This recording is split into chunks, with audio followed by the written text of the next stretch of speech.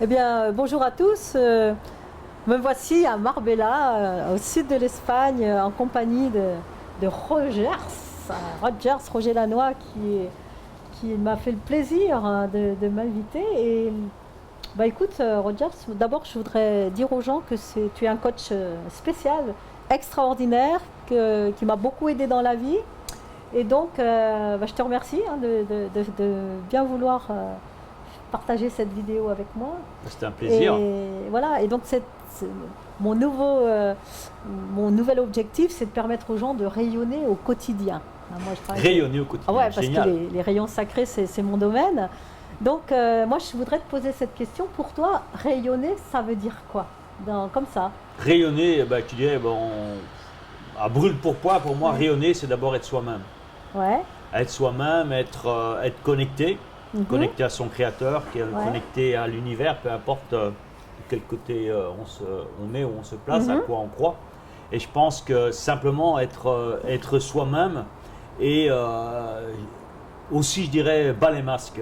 Oui. Arrêter de jouer un rôle, parce que je pense que malheureusement dans notre monde actuel, et ce qui rend peut-être aussi que les gens sont malheureux, c'est parce que tout le monde essaye, j'ai bien essaye, de jouer un rôle qui n'est pas de leur. Et je pense que quand on joue, quand on est, c'est pas le tout de jouer, quand on est vraiment dans sa peau, quand on est dans son identité, quand on est qui on est, on rayonne pour commencer, et on ne veut pas jouer un jeu qui n'est pas le nôtre. D'accord. Et est-ce que moi j'appelle ça l'authenticité. Authenticité, oui, voilà. Est-ce que tu sens, toi, dans ton travail, que ça t'a beaucoup aidé d'être toi? Oui, parce que ça, c'est une excellente question que tu poses, Julia, parce que souvent on me reproche, bon, je m'en fous, j'en ai rien à foutre, que je dis des gros mots, que je parle pas bien français, que je fais des fautes quand j'ai écrit des emails. Moi, je m'en fous. Moi, je suis moi-même. Tu es toi. Je suis moi-même et maintenant ça plaît ou ça déplaît, c'est pas, entre guillemets, c'est pas mon problème. Oui, oui. C'est là. Si ça déplaît à quelqu'un, je suis désolé pour lui. Ok. Moi, je vais pas, meilleur. Je vais pas dans le but de choquer. Moi, je le fais dans le but, je suis moi-même, je suis bien comme je suis, et je veux passer le message aux gens d'être eux-mêmes. Parce que qu'est-ce qui les rend malheureux? C'est qu'en permanence, encore une fois, ils essayent, et j'utilise le verbe encore une fois, essayer de plaire aux autres.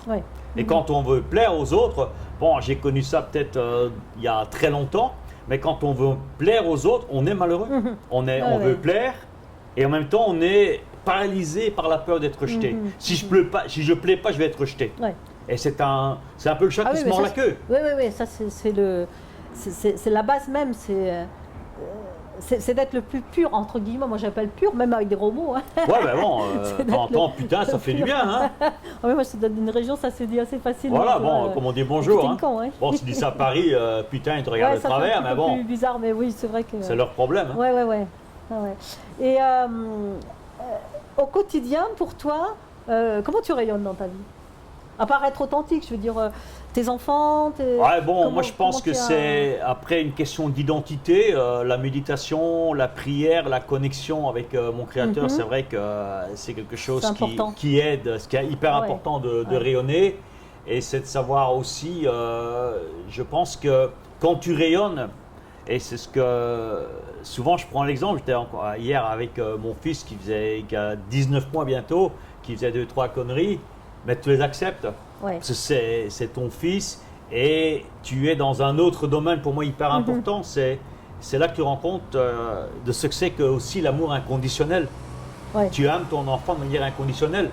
Si tu prends la petite, bon, elle a fait son bon, tu as mis ton nouveau polo, ta nouvelle veste, et bon, elle vient remettre dessus. Bon.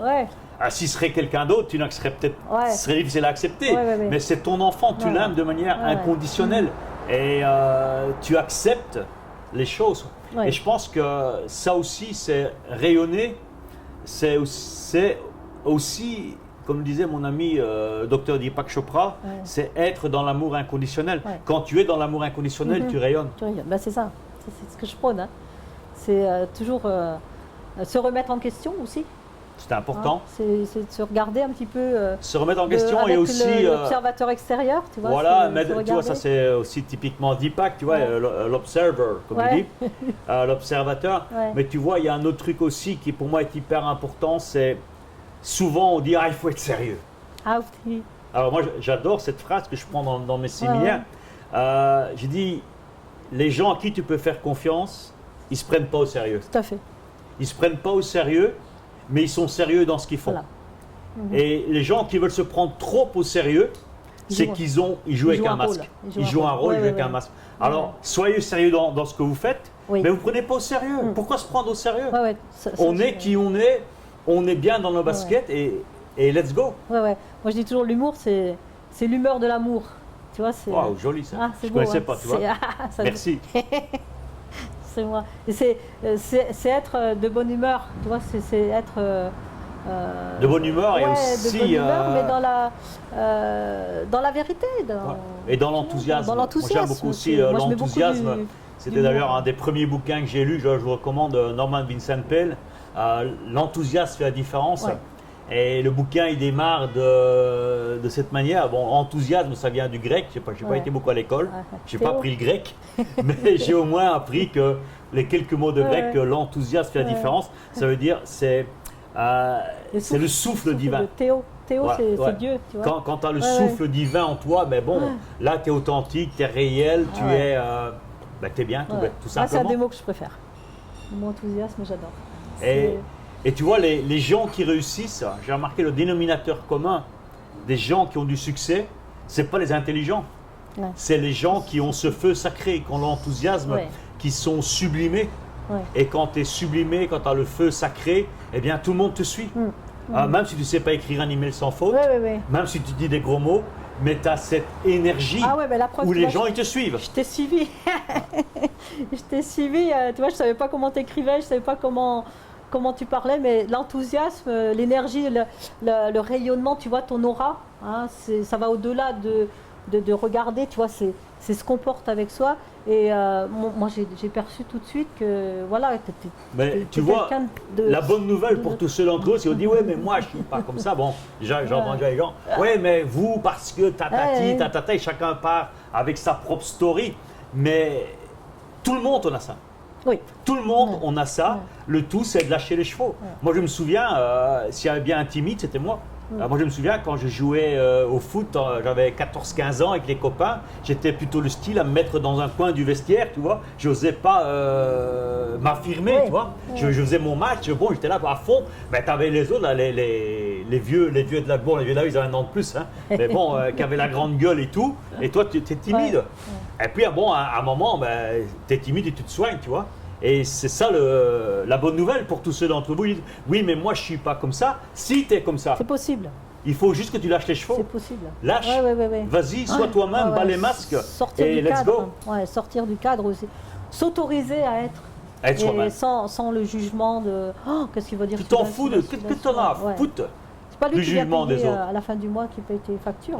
Non, mais qu'est-ce que tu en as à foutre de ce que les autres pensent. Parce qu'il y a des gens, ils sont paralysés parce que qu'est-ce que les autres pensent de moi.